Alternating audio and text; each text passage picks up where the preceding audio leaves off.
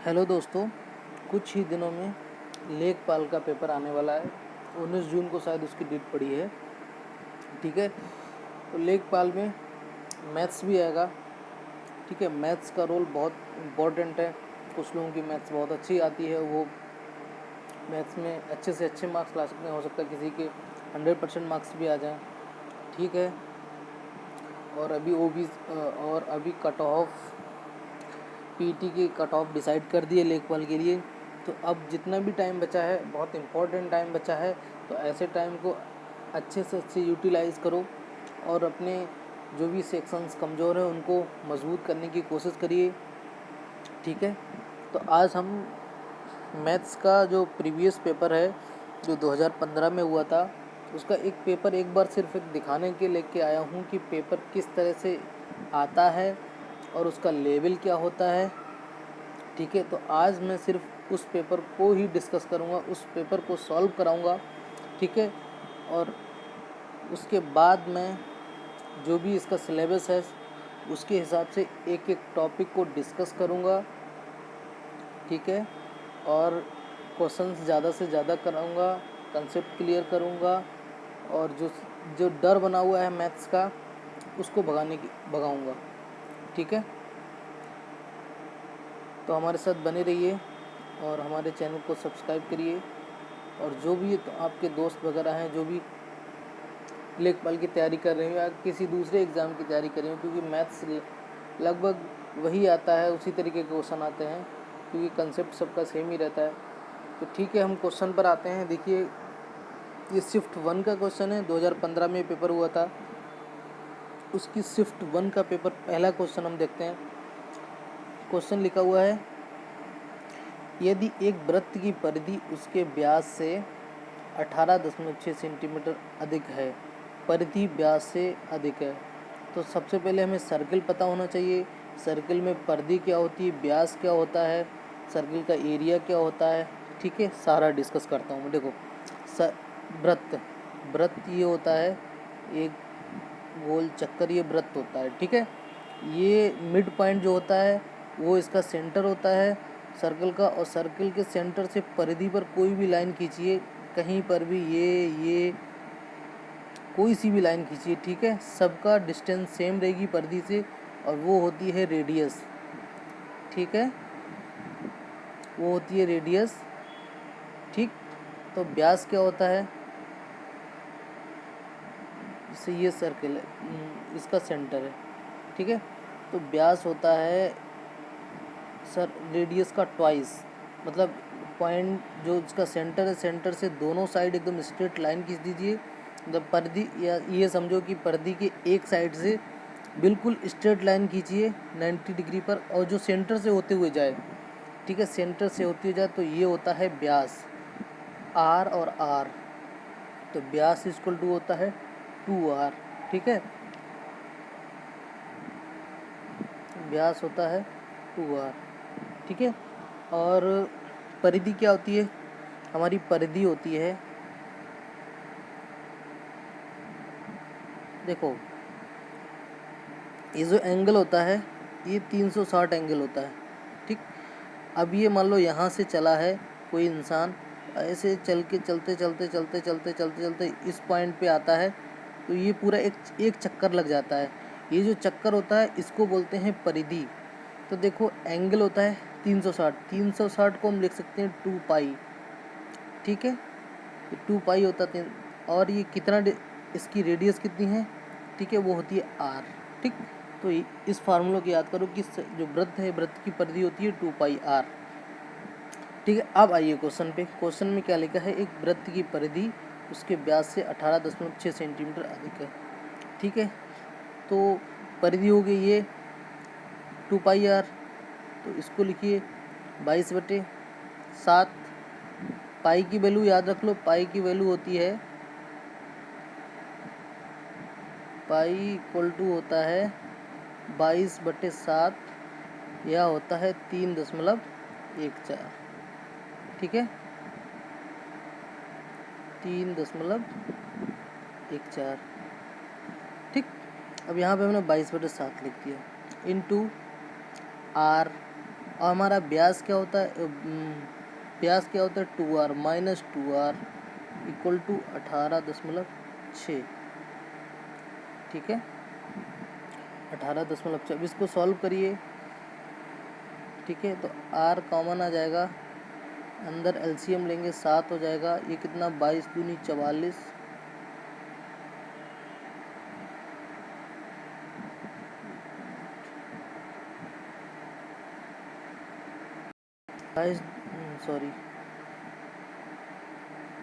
22 दूनी 44 माइनस 7 दूनी 14।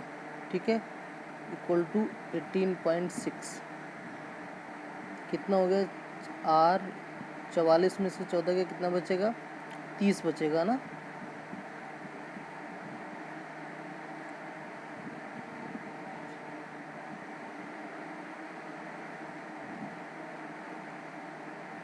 तीस बचेगा बटे 7 इक्वल टू हो गया है 18.6। ठीक है, आर सॉरी 82 पूछा है, तो 2r इंटू कितना होगा 15/7, 18.6। ठीक है, 18.6। ठीक है, अब इसको देखो सॉल्व करेंगे तो हमारा ब्याज 2r इक्वल टू कितना हो जाएगा 18.6 गुणे 7/15। इसे डिवाइड करेंगे 15 से या मल्टीप्लाई करके देखो 15 से डिवाइड करें तो 15 एकम 15, 3 बचेगा। ठीक है, 36 हो जाएगा। 3 से 15 दूनी 30। ठीक है, 6 बचेगा। 15 चौको 60 गुणे 7 मल्टीप्लाई कर लो। 7 चौक 28, 7 दूनी 14 और 2 16 और 7 एकम 7, 1 8, 8.68। ठीक है, सिर्फ कैलकुलेशन ही है। मेन क्या था हमारा 2πr और ब्यास, और ब्यास ही बाद में पूछा है। तो हम देखो अगर हम एक तरीके से और कर सकते हैं तो इसको हम कैसे कर सकते हैं कि देखो हम देखो 2πr है, एक तो 2πr भी होता है और इसको हम लिख सकते हैं πd। तो हम क्या करेंगे, πd minus D equal to 18.6। D common ले लेंगे, फिर 22/7 माइनस 1 इक्वल टू 18.6 करके बाद में ये वाली लाइन आ जाएगी। ठीक है, ये वाली आया समझ, ऐसे कर सकते हैं। ठीक है, नेक्स्ट क्वेश्चन पर आते हैं। दो संख्याओं का मासा एचसीएफ और एलसीएम 12 और 24 48 है।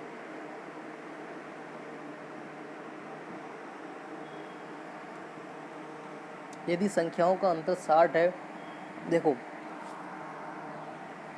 इस टाइप के क्वेश्चन में देखो जैसे हमारे पास हम नंबर कैसे मानेंगे, संख्या हमें नहीं पता। जो हमारा एचसीएफ होता है मासा, हम उसी से कैसे मानते हैं। देखो दो संख्या है, मैंने मान लिया एक संख्या है ए और बी, ये संख्या नहीं है, ए और बी माने। हमारा जो एलसीएम होता है वो हम इससे मल्टीप्लाई कर देते हैं, 12a और 12b, दो नंबर ये हो गए। ठीक है, अब देखो पहला लाइन लिखिए, दोनों का अंतर कितना है, 12a minus 12b equal to 60। तो a 12 कॉमन लेंगे तो a माइनस बी कितना हो जाएगा, 60/12 बराबर 5। ठीक, अब हमें एक फार्मूला और होता है कि एलसीएम और एचसीएफ का गुणनफल लासा और मासा का गुणनफल दोनों संख्याओं के गुणनफल के बराबर होता है। तो दोनों संख्याओं का गुणनफल निकालेंगे, 12a into 12b equal to LCM HCF into LCM कितना है 24 48। ठीक है, 12 से 12 कटा, ए बी इक्वल टू कितना आ जाएगा, इस 12 से इसको डिवाइड करेंगे तो कितना आ गया, 12 दूनी 24 और जीरो लगेगा, 12 चौक 48, 204। ठीक है,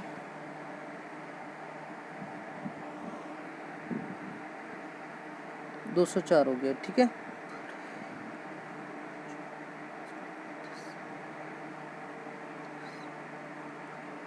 ए बी इतना आ गया। ठीक है, अब हमारे पास a माइनस बी दिया हुआ है और ए बी दिया हुआ है, तो हम इससे निकाल सकते हैं a और b की वैल्यू। 12 दूनी 24, 12 204 का कितना, देखो फैक्टर करिए, 2 से करते हैं 204 का, 204 के फैक्टर करिए, 2 से करेंगे 102, फिर 2 से करेंगे तो 2 पंजे 2 और यह होता है 17 तियाँ 2 गुणे 2 गुणे 17 गुणे 3, 17 तियाँ 51। ठीक है, हमें कितना लाना है? 5 लाना है डिफरेंस। 3 दूनी 6 दूनी 12, 17 और 12 देखिए फैक्टर बन गया है। तो हमारा देखो हमें मल्टीप्लाई में 204 लाना है और डिफरेंस में 5 लाना है। तो एक फैक्टर 17 हो गया, एक फैक्टर हो गया 2 दूनी 4 तियाँ 12, 17 में से 12 गया 5 और 17 और 12 की इसमें। तो हमारे पास कितने हो गए? 17 और 12। ए की वैल्यू 17 और हमसे पूछा क्या है? संख्याओं का योग। संख्याओं का योग क्या होगा? 12A प्लस 12B, 12 कॉमन ले लेंगे तो ये कितना हो जाएगा? दोनों को ऐड करके A प्लस बी कितना हो जाएगा? 29 हो जाएगा। ठीक है, ये 17 और 12 यहाँ पे आ जाएगा ना, 12 कॉमन लेंगे A प्लस बी। ठीक है, A प्लस बी 17 और 12 29, तो 12 निमा 108, 12 दूनी 24 और 10 34। ठीक है, 348 हमारा आंसर है। मेन क्या था हमारा? ये मानना कि हम क्या मानेंगे? 12A 12B, हमें सारे क्वेश्चंस में ऐसे ही हम मानेंगे। ठीक है,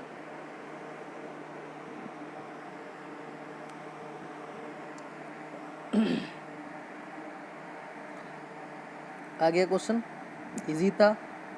नेक्स्ट क्वेश्चन पर आते हैं। एक स्कूटर और मोपेड की मूल्य का अनुपात 9:5 है। 9:5 है किसका? स्कूटर और मोपेड का। स्कूटर का मूल्य मोपेड के मूल्य से 4200 अधिक है। तो हमारे अनुपात में कितना अधिक है? 4 अधिक है।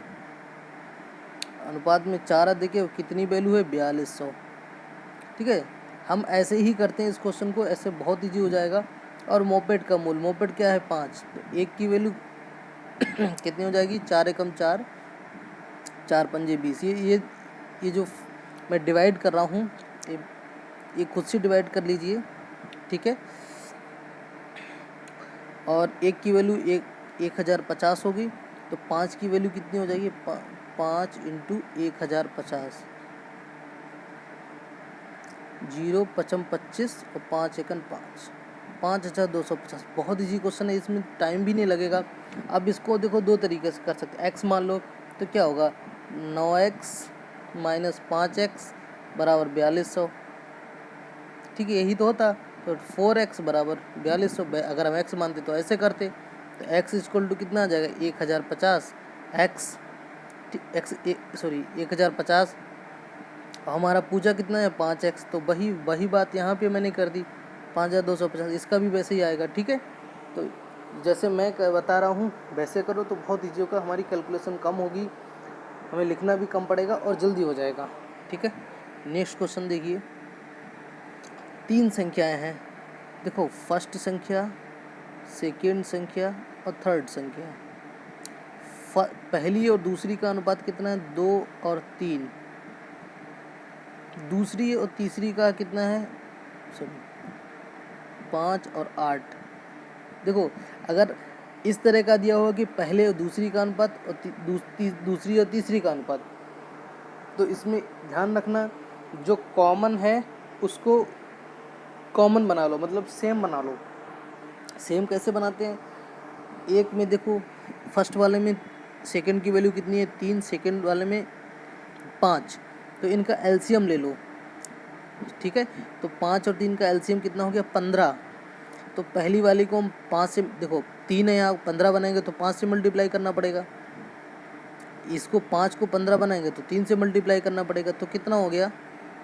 अगर हम मिक्स लिख देते हैं, 5 दूनी 10, ठीक है, और 5 तियाँ 15, इसकी भी वैल्यू 3 पंजे 15, तो हम इसको एक ही बार लिखेंगे, और 3 अठू 24, ये इसकी वैल्यू हो गई। ठीक, अब तीनों का सम, अब ये रेशियो अलग अलग हैं लेकिन इनका जो सम दिया हुआ है वो कितना है? 5 4 9, 2 2 4 बराबर कितना दिया है? 392।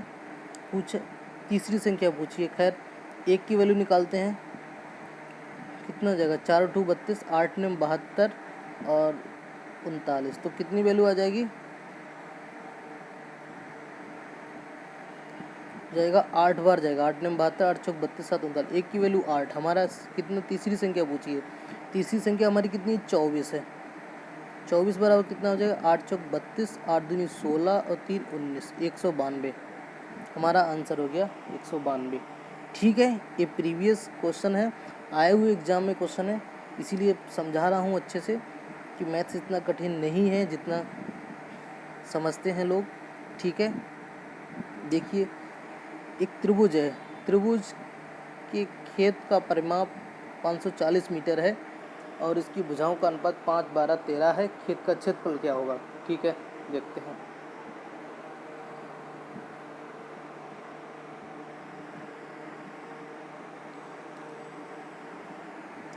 देखो परिमाप क्या होता है, तीनों भुजाओं का सम। हमें कितना दिया है, 5, 12 और 13। तीनों को ऐड करो, कितना गया, 12, 5, 17, 17 और 13 30 हो जाएगा। 30 बराबर हो गया 540, 1 बराबर हो गया 18। ठीक है, इसका क्षेत्रफल देखो, त्रिभुज का क्षेत्रफल देखो, 2-3 टाइप के त्रिभुज होते हैं। एक होता है विषमबाहु, तीनों अलग अलग हैं। एक होता है समबाहु, ये तीनों समान है। एक होता है समकोण त्रिभुज, ये 90 डिग्री होता है और इनका स्क्वायर का सम इसके बराबर होता है। तो ये 5, 12, 13 एक ट्रिपलेट ही है। और ठीक है, 5, 12 और 13 एक जो है समकोण त्रिभुज बनाता है। अगर किसी को याद देखना है कि उसकी भुजाएं दी हुई हों और समकोण त्रिभुज है या नहीं है, तो उसमें पाइथागोरस थ्योरम लगा दीजिए। पाइथागोरस थ्योरम को जल्दी से करने के लिए तुमको क्या लगाना है कि बड़ा वाला नंबर है उसका स्क्वायर में से, इन दोनों में से छोटे वाले में से कोई सा भी नंबर घटा दीजिए और साथ में स्क्वायर रूट लगा दीजिए। ठीक, 13 चाहे a plus B, a minus B लगा दीजिए, नहीं तो स्क्वायर लिख दीजिए। 169 माइनस 25 बराबर 144। 144 होती है 12 का स्क्वायर, तो रूट को लगा है तो 12 हो जाएगा। देखो अगर वही नंबर आ जाता है तो इसका मतलब ये है कि वो क्या है, एक ट्रिपलेट है, मतलब कि समकोण त्रिभुज है। समकोण त्रिभुज है तो समकोण त्रिभुज का क्षेत्रफल कितना होता है, समकोण त्रिभुज का क्षेत्रफल होता है 1/2 इंटू बेस कितना है 12। लेकिन ये हमारा अनुपात में था, लेकिन हमारे एक की वैल्यू कितनी है 18, तो ये 18 भी साथ में हो जाएगा। इसी तरह दूसरे के हमारा परपेंडिकुलर क्या है 5, इसकी भी वैल्यू 18 साथ में आएगी क्योंकि ये अनुपात में दिया हुआ था। ठीक है, मतलब कि 1 के बराबर 18 हो गया, तो हमारा ये कितना वैल्यू हो जाएगी 90। ये 18 बारह कितनी हो जाएगी, 18 दूनी 36, 18 एकम 18, 3 21। और ये भी इसी तरह इसकी भी वैल्यू 18 गुणे 13 जो भी आएगी, ठीक है, वो आएगी। अब देखो, अब इसको मल्टीप्लाई करो 6 ठीक है, 18 गुणे 5 का 30। अब मल्टीप्लाई करो तो खुद करना पड़ेगा। देखो 18 का स्क्वायर कितना होता है, 324 होता है, इंटू 30 तो कितना हो गया 0, 3 चौक 12, 3 दूनी 6, 1 7, 3 तिया 9, 9720 डी हमारा आंसर है। ठीक है, समझे, ये हमारा आंसर हो जाएगा। आया ना समझ?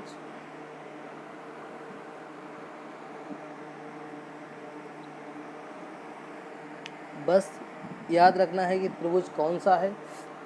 अगर समकोण त्रिभुज है या तो उसमें लिखा होगा, अगर नहीं लिखा है तो या तो ट्रिपलेट याद कर लो, ठीक है, नहीं तो अगर नहीं पता है तो निकाल के देखो, स्क्वायर बड़े वाले में से कम करके देखो।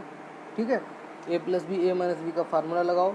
अगर तीसरा जो बुझा दी हुई है वो आ जाती है तो उसका मतलब क्या है कि वो समकोण त्रिभुज है। ठीक है, नेक्स्ट क्वेश्चन पर आते हैं। एक त्रिभुज का परिमाप जो है एस 2s होता है, परिमाप 2s कितना दिया है 30 दिया हुआ है। इसका क्षेत्रफल डेल्टा लिखते हैं, क्षेत्रफल कितना है 30 दिया हुआ है। सबसे बड़ी भुजा कितनी है 13 है, सबसे बड़ी भुजा 13 है, तो सबसे छोटी भुजा क्या होगी?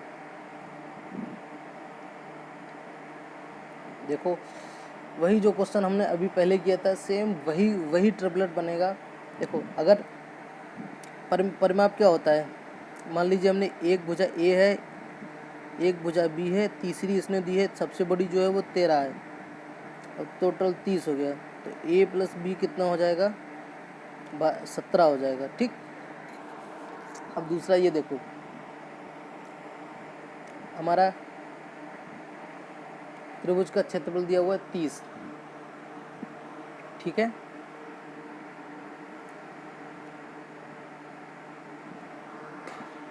तो मैं तो समझ गया कि 12, 5, 17 हो गया है, लेकिन त्रिभुज का क्षेत्रफल जो होता है, एक तो हीरोइन फार्मूला होता है 1/2, ठीक है। हम एक वही वाला लगा देते हैं, a प्लस बी 17 आ गया। एक दूसरा फार्मूला क्या होता है, 1/2 into A into B equal to 30, ये दिया हुआ है। तो ए बी इक्वल टू कितना हो गया, 60। तो ए बी बराबर 60 है। तो अब हम लगा सकते हैं, देखो ऑप्शन से भी देख सकते हैं, नहीं तो हम इसको सॉल्व करेंगे तो ए इक्वल टू कितना आ जाएगा, 12 आ जाएगा, और बी इक्वल टू कितना आ जाएगा, 5 आएगा। छोटी पूछा है तो 5 ही वैल्यू होगी इसकी, ठीक है। 12 पंजे 60 और 12 5 17 एकदम फिट बैठ रहा है। नहीं तो इसके फैक्टर करोगे तब क्या करोगे, नहीं इसको भी ऐड करके, नहीं तो फैक्टर करेंगे ना तो समझ आ जाएगा, ठीक है। बाकी ऑप्शन से देख लीजिए, एक में रख दीजिए, हमने पहला ही ऑप्शन चेक किया, यहाँ पे देखा तो हमारी वैल्यू आ गई 12, यहाँ पे 5 रखा, यहाँ पे भी आ गई 12, ठीक है। ऑप्शन से भी कर सकते हैं, ठीक है। क्वेश्चन बन गया। नेक्स्ट क्वेश्चन पर आते हैं, अगले क्वेश्चन पर, ठीक है। एक पहिए की त्रिज्या 21 सेंटीमीटर है,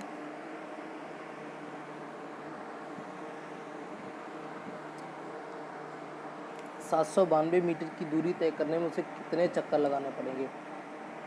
देखो मैंने बताया था ना, किसी एक पॉइंट से चलो, इसकी परिधि पर 1 चक्कर हो गया, 2 चक्कर हो गया, ऐसे करके जितनी बार घूमोगे उतने चक्कर होंगे। और वही उतनी, जैसे मान लो एक बार में 10 गए, 2 बार में कितने होंगे, 10 दूनी 20, तीसरी बार में 10 तियाँ 30, 10 चौक 40 में 4 बार है, जितना चक्कर होगा उससे मल्टीप्लाई कर देंगे। तो सबसे पहले हमें परिधि निकालनी पड़ेगी। परिधि इक्वल टू, हमने बताया था क्या होता है, 2 पाई आर। 2 पाई की वैल्यू 22/7, त्रिज्या हमारी दी हुई है 21 इंटू 21, 7 या 21, ठीक है। तो 22 दूनी 44 गुणे 3 बराबर कितना हो जाएगा, वैसे तो मल्टीप्लाई मत करो लेकिन फिर भी कर लेते हैं, 132। हमारा चक्कर कितना हो जाएगा, n बराबर हो जाएगा, टोटल दूरी हमने कितनी चली है, और दूसरा ये है सेंटीमीटर में, ठीक है, सेंटीमीटर में। एक 792, इसको मीटर से सेंटीमीटर में चेंज करेंगे तो कितना हो जाएगा, 1 मीटर में होता है 100 सेंटीमीटर, बटे हमारी एक परिधि कितनी है, 132। अब इसे डिवाइड करेंगे, 132 डिवाइड करेंगे, देखो 13 का टेबल पढ़ो, 79 के लिए 13 छंग 78, 6 की वैल्यू जा रही है, 6 दूनी 12, 13 छंग 78 79, तो हमारा आंसर हो जाएगा 600, ठीक है। बहुत इजी क्वेश्चन है, समझ में आ गया हो कि चक्कर हम कैसे निकालते हैं। अगर इसी तरह कोई पूछता कि 6 चक्कर लगाता है कोई इंसान परिधि पे, तो बताओ उसे कितनी दूरी तय करनी पड़ेगी। तो हमारा जी परिधि होगी, परिधि में हम क्या करेंगे, जो चक्कर होंगे उससे मल्टीप्लाई कर देंगे, तो टोटल दूरी निकल आएगी कि कितनी दूरी तय की होगी, ठीक है। नेक्स्ट क्वेश्चन पर आते हैं।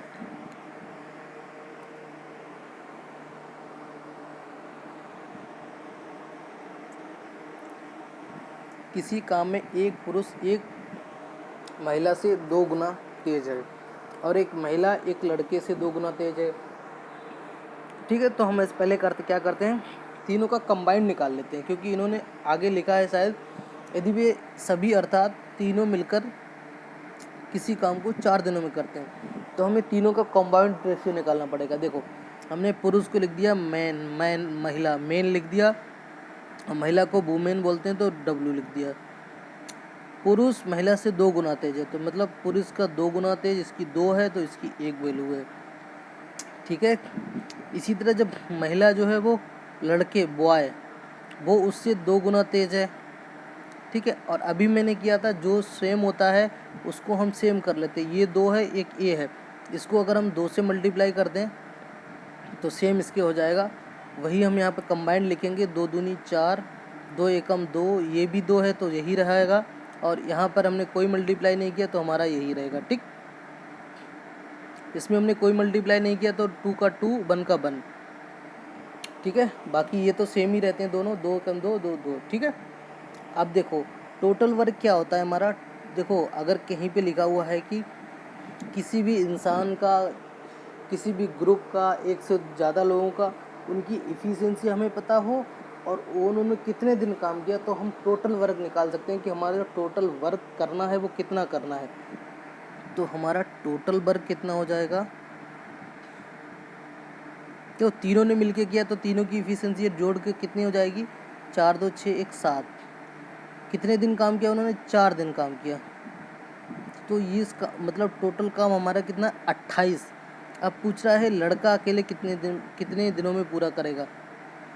इसी तरह हम डे निकालेंगे, तो डे को हम टोटल वर्क को उस जिस का पूछा है उसकी इफ़िशियंसी से डिवाइड कर देंगे।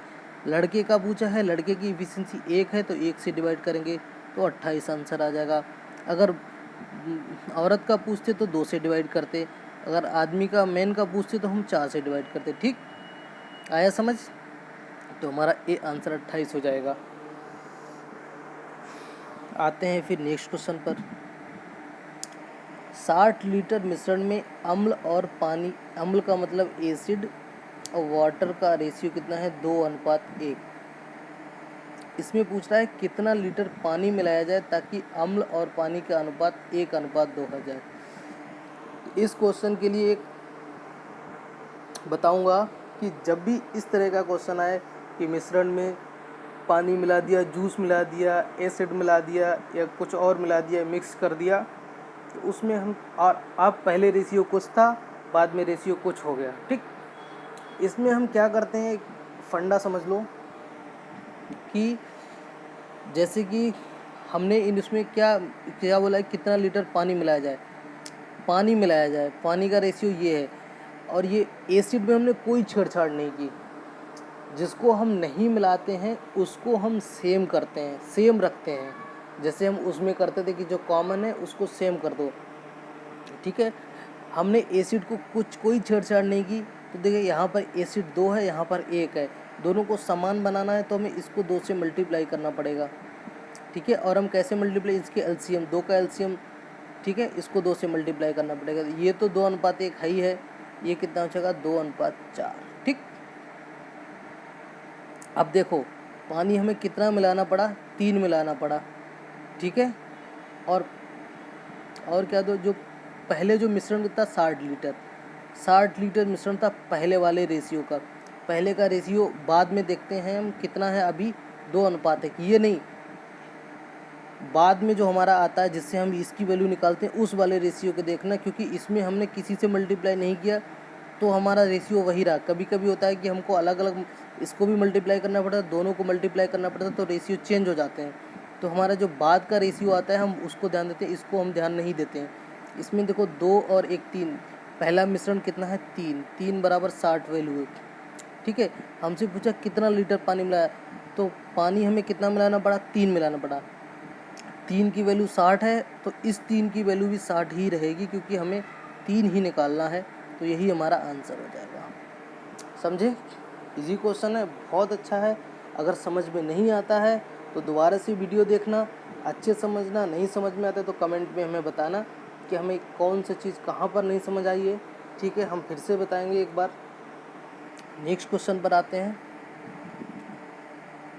एक त्रिभुज है ABC जिसमें A90 है, त्रिभुज बनाया, इन राइट एंगल ट्राइंगल है, मतलब समकोण त्रिभुज है, A90 है, V और C, आप कुछ भी मान सकते हैं, इसको भी मान सकते हैं, उसको C मान सकते हैं, कैसे भी, जैसे आपकी मर्जी वैसे मान लीजिए।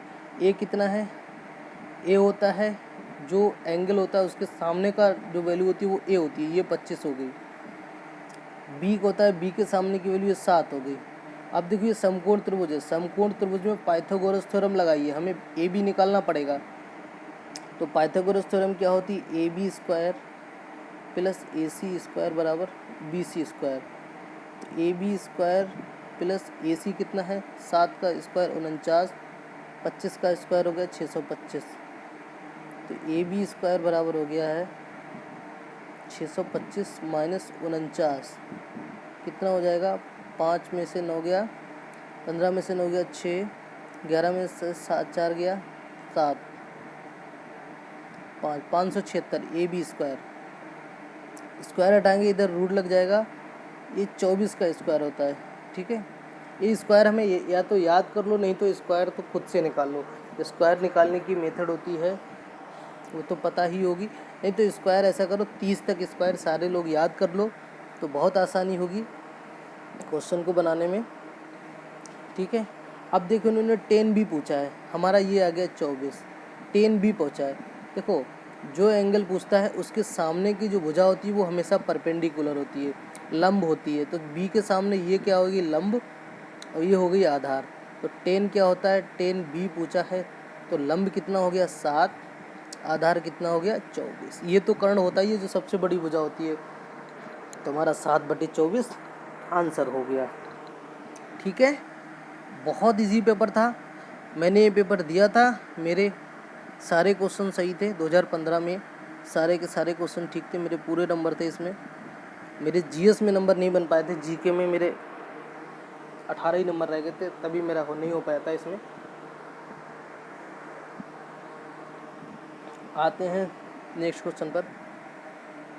एक किसी धनराशि पर 1 पैसा प्रति रुपया प्रति माह हो तो ब्याज, वार्षिक ब्याज दर का प्रतिशत कितना होगा। मतलब ब्याज कितना हो गया, 1 पैसा। ठीक है, 1 पैसा। हमारा मूलधन कितना हो गया, 1 रुपया, मतलब 100 पैसा। ठीक है, समय कितना हो गया, 1 महीना, मतलब 1/12 वर्ष। हमारा ब्याज का फार्मूला क्या होता है, ब्याज बराबर क्या होता है, ब्याज बराबर होता है मूलधन गुणा समय गुणा दर बट्टे 100। अब लगाइए 1 बराबर 100। ठीक है, 1/100 तो है ही पीछे से, और 1/12 गुणे दर। ठीक है, 100 से 100 कट गया, दर कितनी आ गई है, 12%। आ गया ना। ब्याज का साधारण ब्याज का फार्मूला याद रखो। ठीक है, तो सब समझ आएगा। बहुत पेपर तो बहुत इजी था, सारे क्वेश्चंस बनने वाले हैं। ठीक है, आते हैं फिर नेक्स्ट क्वेश्चन पर।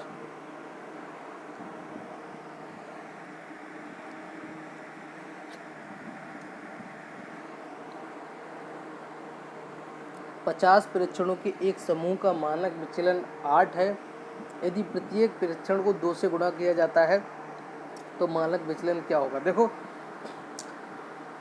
परीक्षण में हम जो छेड़छाड़ करेंगे, 2 से भाग करेंगे, 2 से मल्टीप्लाई करेंगे, 2 से ऐड करेंगे, 2 से माइनस करेंगे, वही सेम कंडीशन हमारी मानक विचलन के साथ होगी। ठीक है, अगर हम परीक्षण को 2 से मल्टीप्लाई कर रहे हैं तो मानक विचलन को भी हम 2 से मल्टीप्लाई करेंगे तो हमारा 16 आंसर हो जाएगा। ठीक है, अगर हम ऐड करते तो इसमें भी ऐड करते, अगर उसमें माइनस करते तो इसमें माइनस करते, 2 से भाग करते तो हम इसको भी 2 से ही भाग करते। ठीक है, नेक्स्ट क्वेश्चन पर आते हैं। बहुलक, बहुलक क्या होता है, दिए गए नंबरों में जो सबसे ज़्यादा बार आता है वही बहुलक होता है, जिसकी संख्या सबसे ज़्यादा होती है। और इन्होंने क्वेश्चन में बोल ही दिया कि बहुलक 27 होगा, तो हम ऐसे भी समझ सकते हैं कि x की वैल्यू 27 ही होगी, लेकिन फिर भी हम देख लेते हैं बहुलक। देखो 25 कितनी बार आ गया, 1, 25 आया है 3 बार, 25 आया है 3 बार। 26 कितनी बार आया है, 1, 2, 3, ये भी 3 बार आया 26 भी। फिर आया 27, 27 देखो 1 बार, 2 बार, 3 बार, ये भी देखो 3 बार है। और 23 1 बार है, और 24 1 बार है। ठीक है, अब सारे तो 3 बार हो गए। जो अब सबसे ज़्यादा तो कुछ पता ही नहीं चला, लेकिन उन्होंने बोल दिया एक अभी x खाली है, x की जगह खाली है 1 नंबर की, तो उसकी क्या वैल्यू हो कि 27 हो जाएगा। अब 27 बनाने के लिए तो 27 को ही तो ऐड करना पड़ेगा ना, तो 27 ही इसका आंसर होगा। ठीक है, इसका आंसर क्या होगा 27। 27 3 था, एक और ऐड करेंगे तो हमारा 4 हो जाएगा, और वही हमारा बहुलक होता है। बहुलक होता है जो सबसे ज़्यादा बार आए उसको बोलते हैं बहुलक।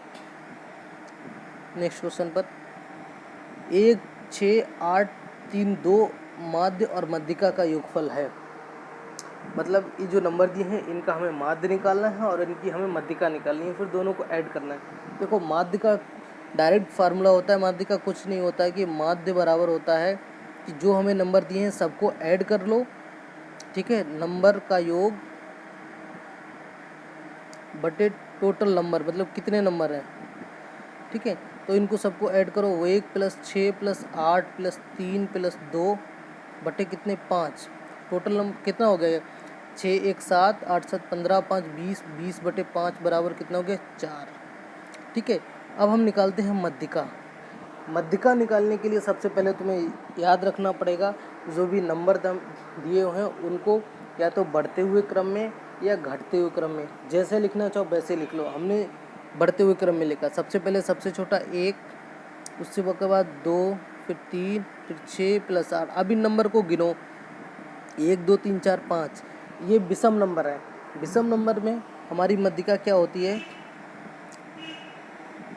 विषम नंबर में हम क्या करते हैं n + 1/2, हमारा n कितना था 5 + 1/2, 6/2 बराबर 3, मतलब जो थर्ड नंबर होगा वही हमारी मध्यिका होगी। थर्ड नंबर कितना है 3 बराबर 3, ठीक है। इन्होंने पूछा क्या है, माध्य और मध्यिका का योगफल बराबर कितना हो गया 7, यही हमारा आंसर हो गया। है ना इजी क्वेश्चन, एकदम बहुत इजी क्वेश्चन है। नेक्स्ट क्वेश्चन पर आते हैं, पढ़िए क्वेश्चन।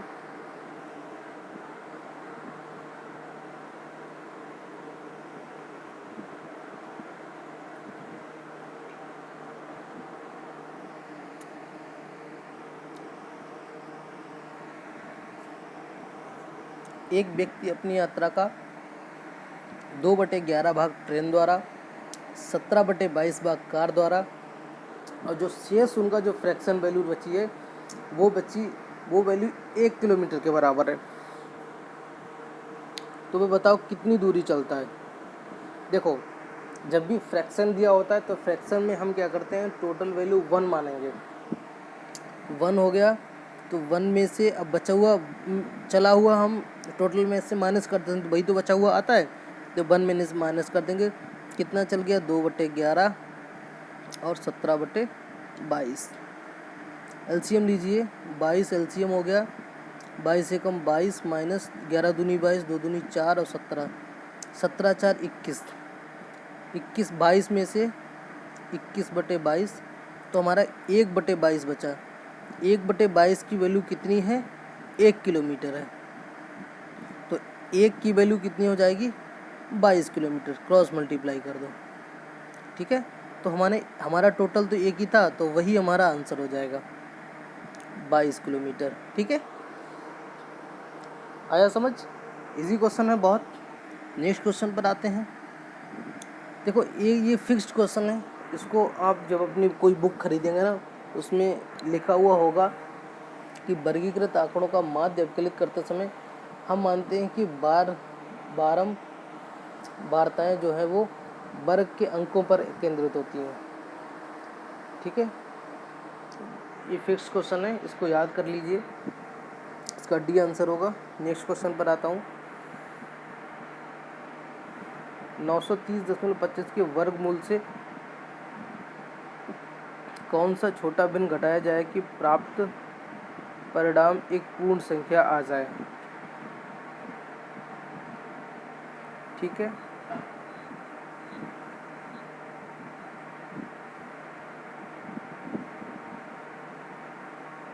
इसका वर्गमूल लेते हैं 930.25।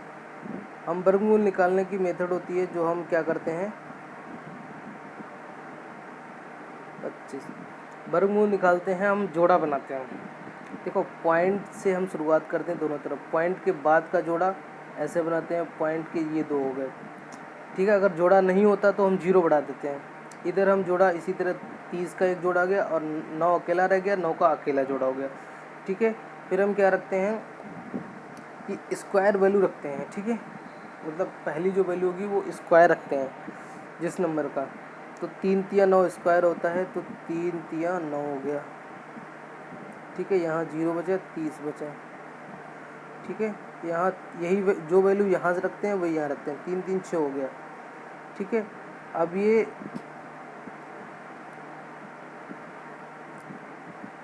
डिवाइड नहीं हो रहा है। ठीक है, तो हम 0 लगाएंगे। ठीक है, 0 लगा के हम नेक्स्ट नंबर उतारेंगे, यहाँ भी 0 लगाएंगे। ठीक, अब हम पढ़ेंगे टेबल 6 पंजे 30 का। तो 5 यहाँ पे जाएगा 30.5, 30.5 यहाँ 5 जाएगा, 5 से मल्टीप्लाई करेंगे, 5 25 हो गया, 5 का 30 हो गया। ठीक है, हमारी जो इसका वर्गमूल कितना आ गया 930.25 का आ गया 30.5। अब ये देखो पॉइंट में है, 30 तो हमारा पूरा है और 0.5 जो है वो 1/2 है। ठीक है, अब इसमें पूछा है कि क्या घटाया जाए, तो हम 1/2 हटा दें तो हमारा पूर्ण हो जाएगा। लो, ये हमारा आंसर हो गया। बाकी सब घटाएंगे तो वो फ्रैक्शन में रहेंगे हमेशा। 1/2 ही एक्स्ट्रा है, तो 1/2 को हम घटा दें तो हमारा क्या हो जाएगा, पूर्ण संख्या आ जाएगी।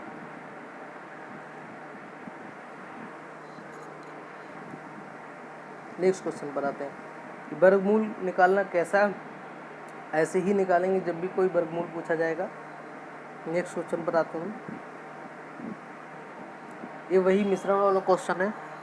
देखिए, चीनी के मिलेन में 40% चीनी है।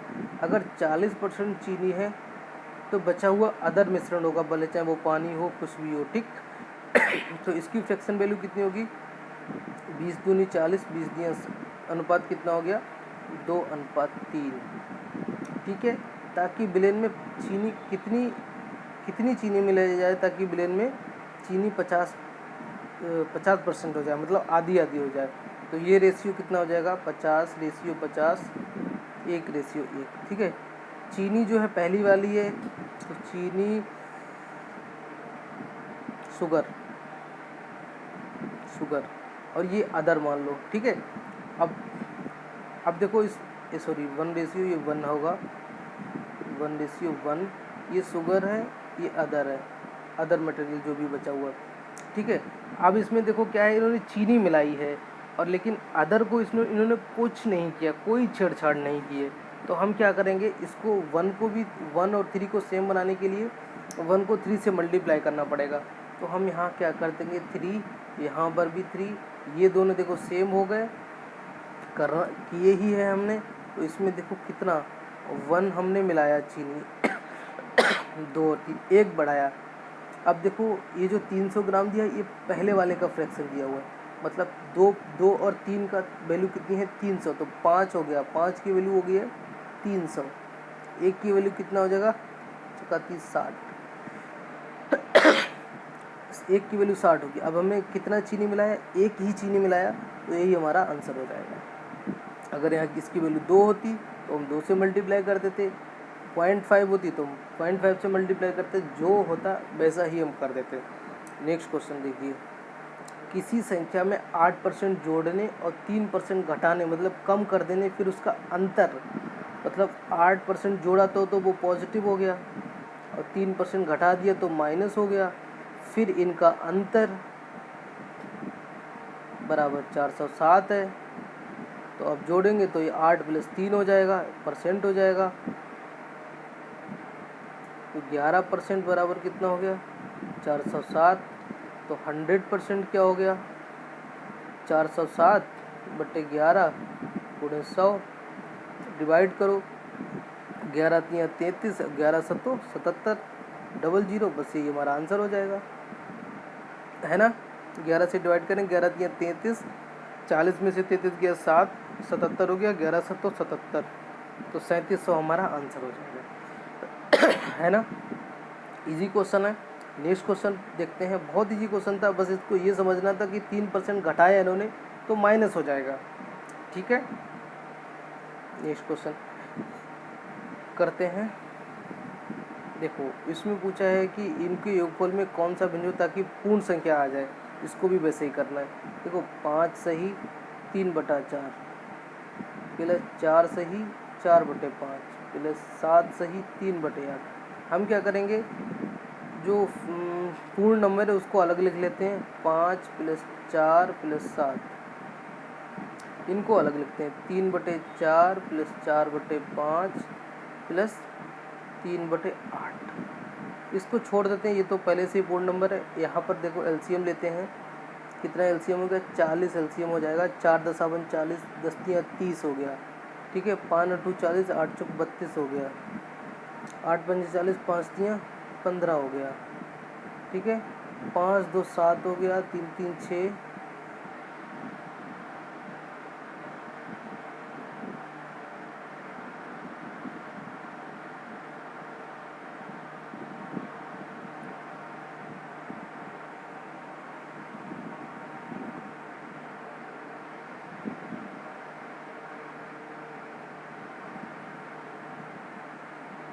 एलसीएम 8 पंजे 40, 4 30। ठीक है, जोड़ते हैं। 5 2 7, 3 3 6, 1 7, 77 हो गया। ठीक है, अब देखो देखो 40 का टेबल पढ़ो। 40 दूनी कितना होता है, 80। ठीक है, 80 और यहाँ पर कितने हैं, 77। 3 और हो जाए तो हम क्या करेंगे, तो हमारा कितना हो जाएगा, 2 वैल्यू आ जाएगी, मतलब पूर्ण नंबर आ जाएगा। तो अगर 3 अगर हम अंश में जोड़ेंगे तो 3 अंश में जोड़ेंगे अपॉन हर में कितना है, 40, मतलब 3/40 और जोड़ेंगे तो हमारा फ्रैक्शन वैल्यू आ जाएगी। ठीक है, समझे, ये हमारा आंसर हो गया। मतलब हमें पूरा पूरा काटना है। देखो अगर हम 3 हमें अंश में जोड़ना है ना, बेस भी तो 40 होना चाहिए ना हर, तभी तो हम लिख पाएंगे कि एलसीएम हो गया 40 और ये गया 77 प्लस उसका भी एलसीएम 40, तो ये 3 हो जाएगा। अगर हम 3 करेंगे तो ये 77 के साथ प्लस फिर 3 चौक 12 नहीं हो जाएगा, 120 जोड़ना पड़ जाएगा, तो वो थोड़ी होगा। तो 3 अंश में जोड़ना है तो हर वही रखेंगे तभी 3 जोड़ पाएगा। ठीक है, नेक्स्ट क्वेश्चन पर आते हैं। कोई व्यक्ति 8 रुपये 8 में 10 वस्तु खरीदता है, उन्हें 1.25 प्रति वस्तु की दर से बेचता है, उनका प्रतिशत लाभ। ठीक है,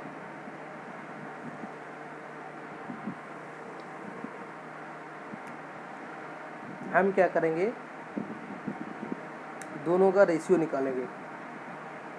देखो सीपी कितना हो गया, 10 वस्तुएं 8 रुपये में खरीदी जाती हैं, तो एक वस्तु कितने में हो जाएगी, 8/10 में। ठीक है, और एसपी हमारा कितने दे हुआ है, 1.25। हम इनका रेशियो लिख लेते हैं, 8/10 रेशियो 1.25। हटाएंगे, 25 चौका 100, 25 पंजे 125। ठीक है, 2 पंजे 10, 2 चौका 8। क्रॉस मल्टीप्लाई को सिंप्लीफाई करो, 4 चौक 16 और 55 25। ठीक है, इसका प्रतिशत निकालो, कितना है, 9। 9/16। देखो हम क्या करते हैं, लाभ प्रतिशत क्या होता है, लाभ प्रतिशत क्या होता है, लाभ बटे क्रय मूल्य इंटू 100। लाभ हमारा कितना हो गया, 9, क्रय मूल्य कितना है, 16 इंटू 100। 4 से काटेंगे, 4 चौक 16 और ये 25 हो गया। 25 ने 225/4। अब देखो फ्रैक्शन में लिख लेंगे, मिक्स फ्रैक्शन, 4 पंजे 20, 4 चौक 24, 1/4। तो ये हमारा आंसर हो जाएगा। ठीक है, आया समझ, नहीं तो हम इसको दूसरी तरीके से बताते हैं। ये तो हो ही गया, बाकी हमारा जो बेसिक होता है,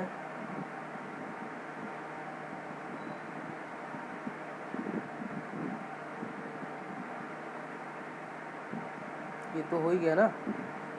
और हम एक बार बेसिक से बता देते हैं। देखो हमें सीपी हमने निकाल ही लिया था। सीपी बराबर कितना हो गया, 8/10, 0.8 हो गया।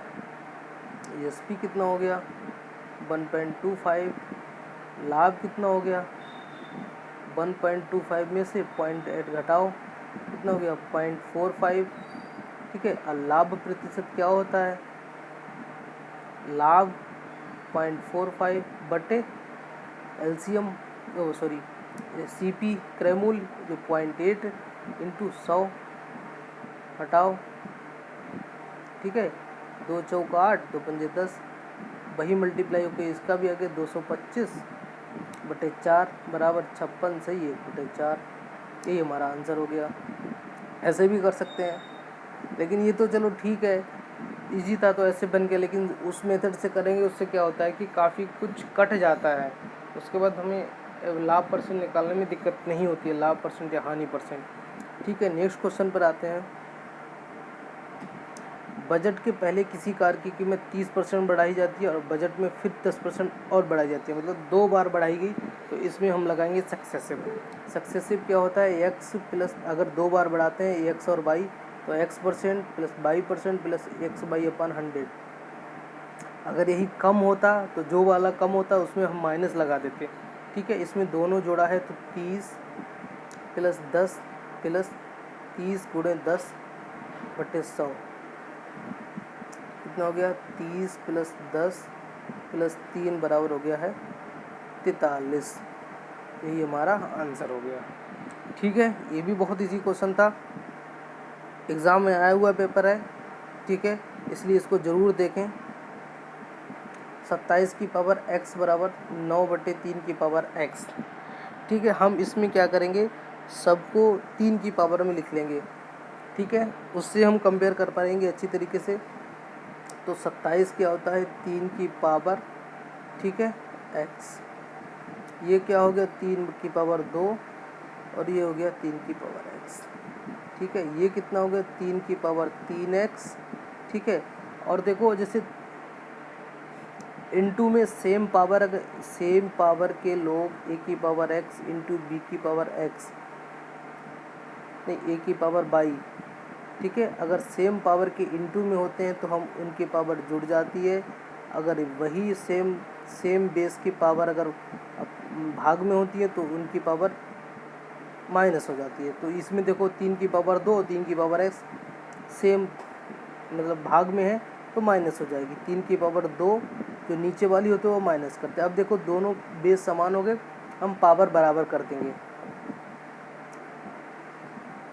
x इधर ला जाएंगे तो 4x हो जाएगा, 4x बराबर 2 हो जाएगा, x बराबर हो जाएगा 1 बटे 2।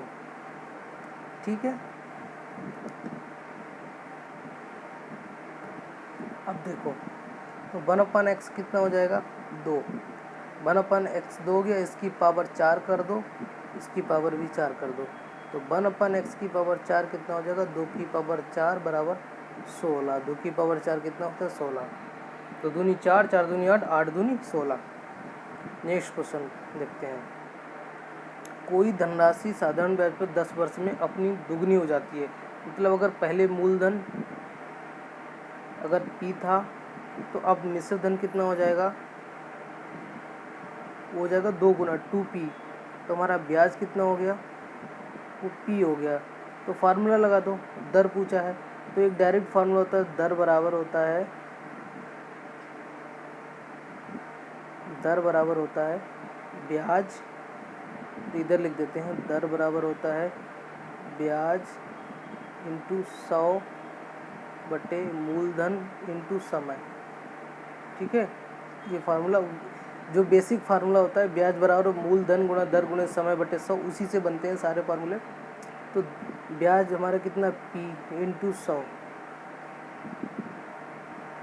बटे मूलधन हमारा कितना, वो भी इतना है, टाइम कितना हमारा 10, P से P कट गया, 10 से 100 का, 100 से 10 गया 10%, तो हमारी रेट परसेंट कितनी होगी 10। कैसा लगा पेपर, बहुत इजी पेपर था,